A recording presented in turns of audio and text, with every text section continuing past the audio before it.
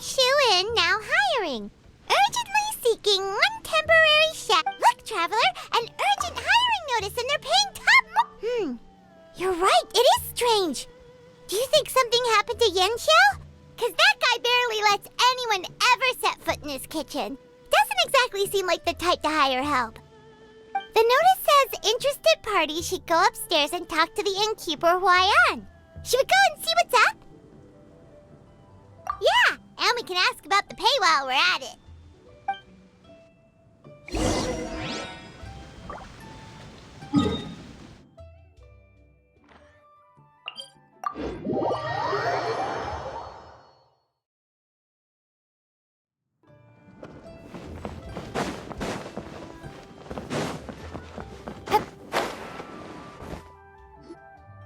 Boss, there's really no need for this. It's just a little burn, that's all. It won't get in the way of my work. Perhaps not, but continuing to work will only hinder your recovery. You need to rest for a few days. We'll figure something out. Huayan! Yanxiao! Oh? Traveler and Paimon! What brings you to this neck of the woods?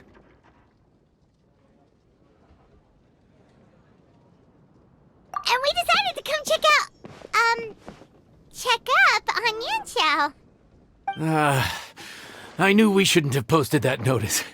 It's really nothing to worry about. I'm fine. I swear. How kind of you. My thanks to you both. And thanks on Yanxiao's behalf, too. There's nothing to be embarrassed about, Yanxiao. Just tell them what happened. Oh, all right. Well, basically, we had a lot of guests pouring in for the lantern ride. Things got busy, I started rushing, and I ended up accidentally burning my hand while plating a dish. Well, you know what they say.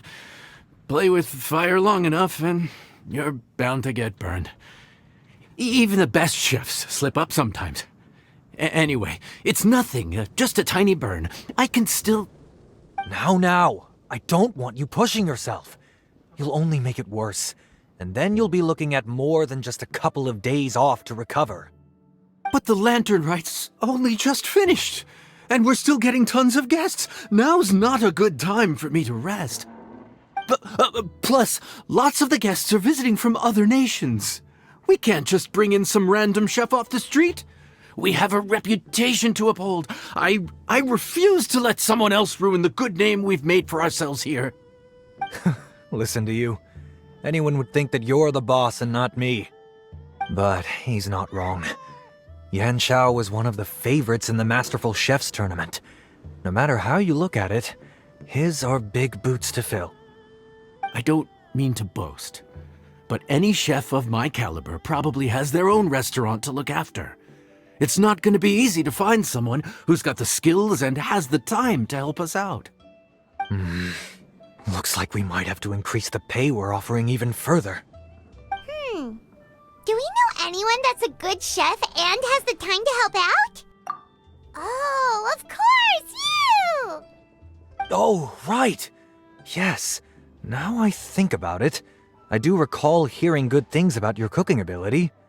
I suppose I'd added you to my mental list of people who can hold their own in a combat situation, but forgot you can cook. Why are you even keeping a mental list of people who can fight? Maybe a story for another time. More importantly, I'm sure Yanxiao would be comfortable leaving his kitchen in your hands, if anyone's. What do you think, Yanxiao?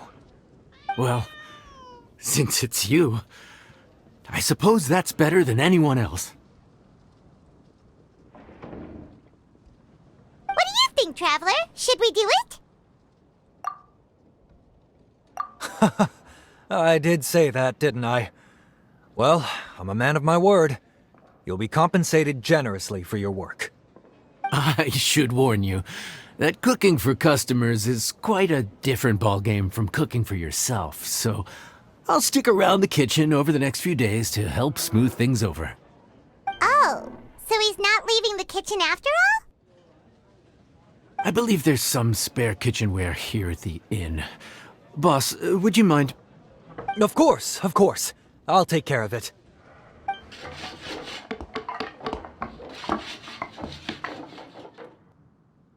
Whew. All done. Come, take a look. This was made with your measurements in mind. Ah, it's nothing. A little handicraft and elbow grease goes a long way. All right, Yanshao. I'll leave you to take it from here. You really went to all the trouble of building a new stovetop? What was wrong with the original? Boy, you really hate when people touch your stuff, huh? No, it's nothing like that. As Boss always says, hire who you trust and trust who you hire. I just thought the original setup might be a little, tall for you. Anyway, as I was saying, cooking for guests is different from cooking for yourself. Not only do you have to execute on taste, aroma, and appearance, but you also need to ensure speed, precision, and consistency. Having the right equipment is a big part of that. Ill-suited equipment doesn't just make the job more tiring, it also slows you down. And paying customers don't have unlimited patience. Sometimes cooking is all about being well prepared. That's how you ensure speed. Okay, and what about precision and consistency? Precision all comes down to using your eyes. Where to slice into a particular cut of meat, how much oil to use, how to tell when a dish is done cooking. When you cook for yourself, you can always add salt if it's too bland or add water if it's too salty. You can tweak the taste as you go, but in a restaurant, there's not that much room for trial and error. Worst case scenario, Paimon can deal with any subpar dishes by making sure they get properly disposed of. The final thing you have to focus on is consistency. You have to be able to handle the most challenging orders with the same level of technique and skill as the easiest ones. This is particularly important when you have guests from all over, each with their own tastes and preferences. You have to cater to their own dietary needs while also giving them the opportunity to enjoy our local delicacies. This last point is making Paimon's head spin. Don't worry. Matter of fact, someone as well-traveled as you may even have a better handle on it than me once you get started.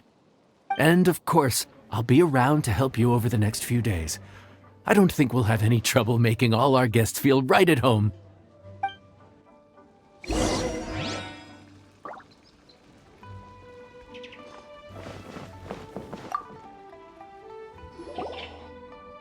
There's no time to lose, so let's get started. I imagine you probably have a good handle on the cooking side of things already. What you need to pay attention to is remembering each table's order. Try not to get them mixed up. Oh, Paimon's memory is like a steel trap. This is gonna be a cinch.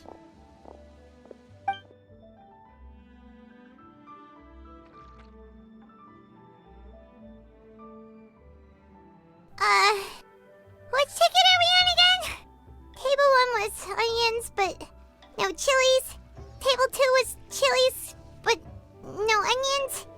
And table 3 was, was Paimon just sleep floating? We didn't even get a break in the middle. Paimon's brain has turned to mush. Is it always this busy here? No, but this is peak season. You both did a mighty fine job for your first time serving guests at the inn. Luckily, all our customers were familiar faces this time around, so we didn't get any strange requests. Otherwise, today would have been even more challenging. No strange request? Someone asked for almond tofu drizzled in soy sauce. Even Paimon has never tried that combination.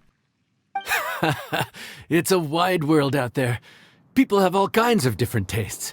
Being able to cater to all is the real essence of Liyue cuisine. Also, the thing about requests is that they're usually very specific. So as long as you do what they asked, you're unlikely to have any issues. What's really tricky is when guests give you free rein to do anything you want. Excuse me. Are you still open by any chance? Paimon knows that voice. Let's go check it out! What should we do? It doesn't look like anyone's here. If only we'd gotten here a bit sooner. It's all right. If we start building a campfire now, we'll be eating before too long. Right. Besides, if anyone's to blame, it's Linny. So busy being a greedy culture vulture that he lost track of time. Linny, Lynette, Fremine, it is you! Paimon? So, is the Traveler here?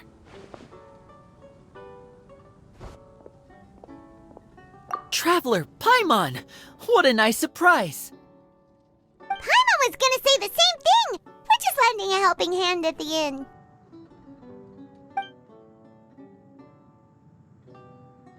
Anyway, so that's how we ended up here. But what about you guys?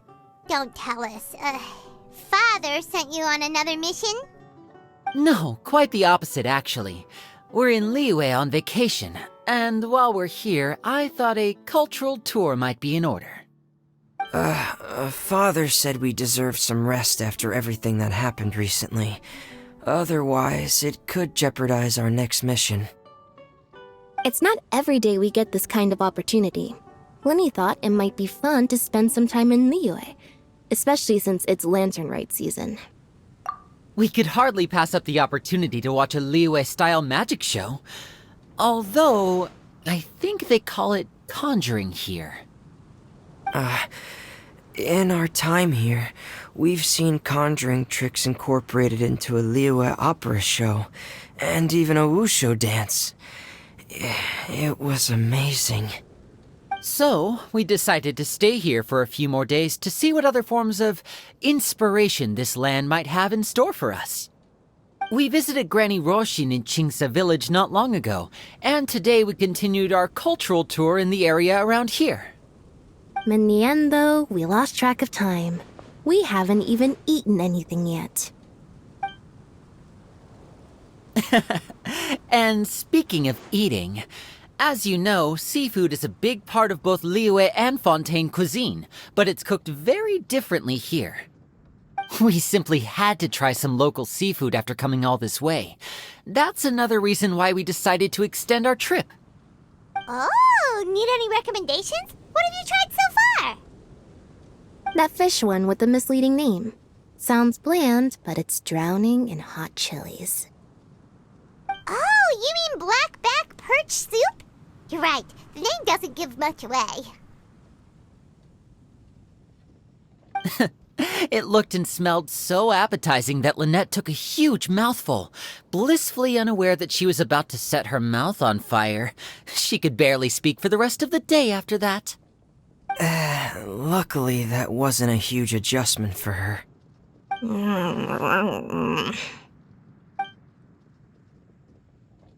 What? Aren't you guys hungry too? Yes, a little. Yes, I'm ready to eat. Traveler, I'm afraid we'll have to send you back to the kitchen now. Good question. I doubt we'll be able to decipher the menu, so why don't you recommend something? You should be pretty familiar with our tastes. One more thing. Please, if you have a heart, don't make it spicy.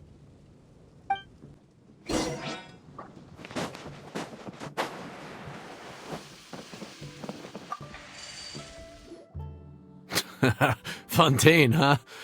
No wonder they can't handle too much spice. Still, if we make the food too bland, they might as well be eating back home. There's this crab and shrimp stir-fry I know that could work. It's quite heavily seasoned, but it's a lot milder than it looks. It has a light but really satisfying flavor. Ooh, that Well, this is where it gets interesting. They call it the Palace Jewels. The crab roe is supposed to look like pearls of gold, and the shrimp meat like chunks of jade. Here's the recipe. When you're ready, go ahead and give it a try.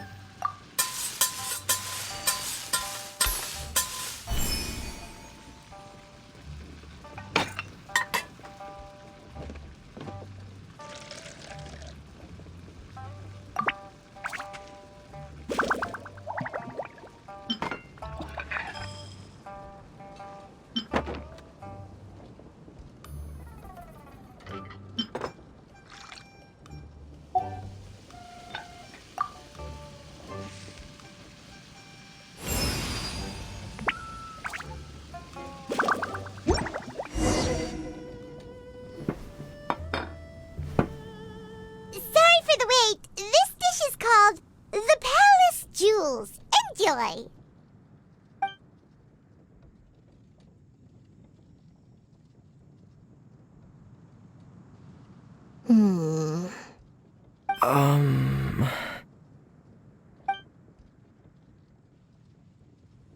Yes, we meant to say, you two must be tired after a long day of work. Oh, now that you mention it, Paimon is a little hungry. Well, if you insist, then who are we to refuse? Oh, right, of course. You're still our customers. Why aren't you eating? The sauce looks a little overpowering. According to Liyue custom, it's probably good table manners to let someone else go first. Looks delicious, traveler. I guess I'll dig in first. Here goes. What is it? Do you need some water? No, it's delicious. The flavor is so pure. It's drenched in sauce, but somehow it just enhances the natural flavor of the seafood. Try it for yourselves. All right.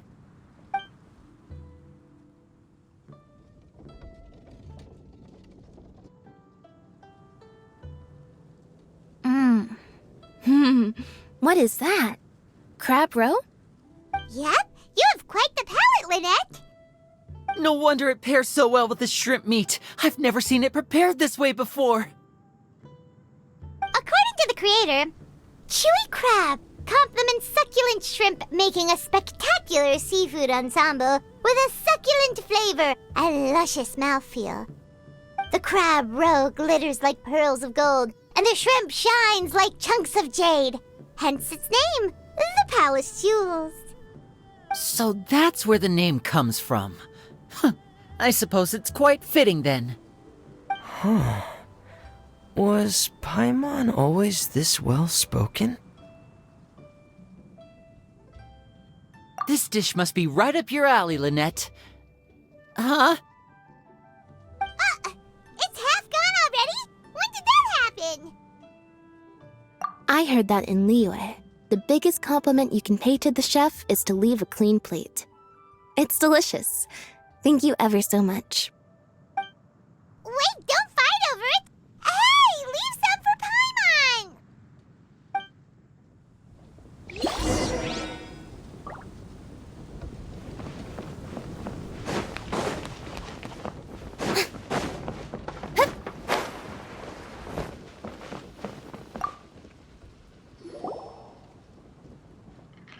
So your friends like the dish, huh? Well done. Not bad at all for your first day on the job. There'll be more to come, so keep it up.